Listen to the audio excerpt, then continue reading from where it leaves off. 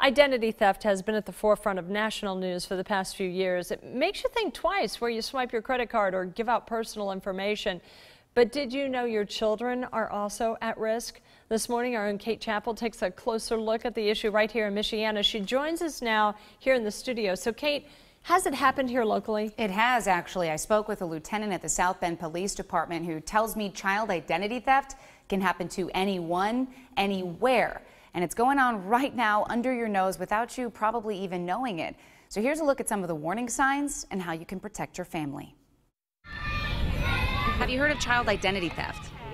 No, actually, I haven't. I think I've just started reading about it just recently. No, I've never heard of it before.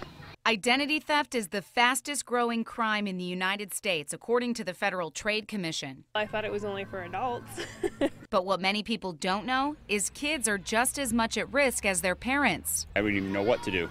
In fact, 1 in 40 Indiana households are affected by child identity theft. A lot of parents, we aren't in the habit of checking. Why would we think about checking the credit of our kids? According to Indiana Youth Institute President Bill Stanczykiewicz, you should be. The identity of a child is the prime real estate. It is the gold bar for the criminal. Easier to sneak that past the credit companies, the credit approval people, the financial institutions. Stanczykiewicz says criminals are using what's called a synthetic identity to commit crimes.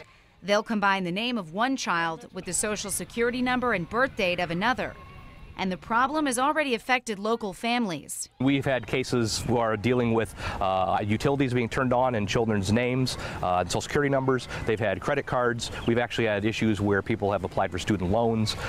Anything that you would think of as a regular identity theft for an adult would happen to a child too. Lieutenant Dominic Zoltansky says parents should get in the habit of checking their child's records as they become teenagers, and take extra precautions before freely giving out information. And a parent should ask, why do you need this information? Where is this kept? If you have to have the social security number, what are you going to do with it once you have it? So the same questions you would ask for yourself, ask for your children, because they're just as susceptible as anybody else. Illegal use of a child's identity can go undetected for years. That's why the Indiana Youth Institute says it's important to identify the warning signs now. Are you getting things in the mail inviting your child to sign up for a credit card or other type of financial resource? Is the collection agency calling, wondering where the card payment is, why it's not being made by your 9-year-old? Be checking as you look at your own credit rating. See if your child is listed as well, just to be safe, to make sure their identity hasn't been stolen. Now, if your family already has been affected by identity theft, or maybe it's happening to you now, you should first and foremost call your bank. If you report it early enough, almost always they'll be able to help you clean up these types of messes.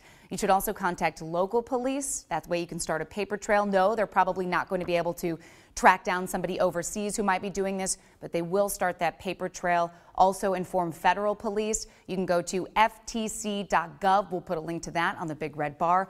And that helps the federal government build their case to stop this from happening again. Trish, it's all about reporting it, so that way they can start getting multiple instances on record and track these people down. This is a wake-up call. So many parents are just not even digging into that kind of thing for their kid, because after all, they're too young to have a credit card and everything else. What they said at the park, yeah, they didn't never even think heard twice. of it. Yeah. Well, are there other things that we could be doing as adults to protect our kids? You know what? A lot of it's common sense. Sure. It's posting to Facebook. Don't do it. Don't post your children's birthdays. As easy, as silly as that sounds. In some cases, that's enough for a criminal. All they need is a name and a birthday. Wow. And Lieutenant Zoltansky says married women should also avoid using their maiden names if you take your husband's name, because that's often the answer to financial security questions. Oh. Again, something you don't think about. A lot of people like to be able to be tracked on Facebook by using that name.